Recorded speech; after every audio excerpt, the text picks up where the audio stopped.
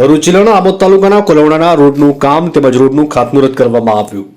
ભરૂચ જિલ્લાના આમોદ તાલુકાના કોલવણા ગામના લગભગ કેટલાક વર્ષોથી રોડનું કામ ટલ્લે ચડ્યું હતું। છેલ્લા કેટલાક વર્ષોથી આ રોડનું કામ થયું ન હતું, પરંતુ હાલ પૂરતું ભાજપના કાર્યકર્તા જેવા કે દીપકભાઈ ચૌહાણ તેમજ ધારાસભ્ય ડીકે સ્વામી તેમજ મહિલા મંડળ મોરચાના પ્રમુખ શહેરાબેન તેમજ ભાજપના તમામ કાર્યકરો ઉપસ્થિત રહ્યા હતા। 11/2025ના રોજ રોજા ટંકારિયા કોલવણા રોડનું ખાતમુહૂર્ત કરવામાં આવ્યું છે।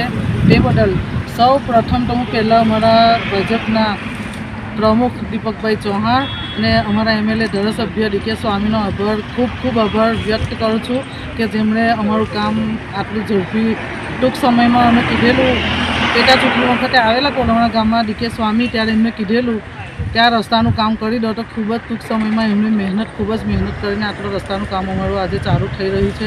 તે બદલ હું ડીકે સ્વામી અને ભાજપના પ્રમુખ દીપકભાઈ ચૌહાણ સૌનો ખૂબ આભાર વ્યક્ત કરું છું કે આજે આ રોડનું કામ શરૂ થઈ રહ્યું છે અને ટૂંક મુદતમાં કોલવણાથી ટોલા આછોડ રસ્તો મંજૂર થયેલો છે, એટલે ટૂંક સમયમાં તે પણ ચાલુ કરશે એવી એમની પાસે હું આશા રાખું છું।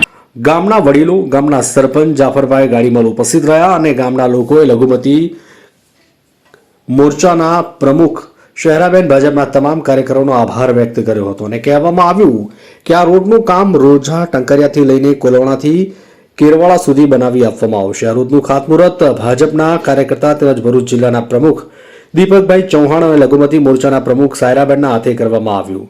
કોલવણાથી મૌલાના મુબારક દિવાનનો રિપોર્ટ।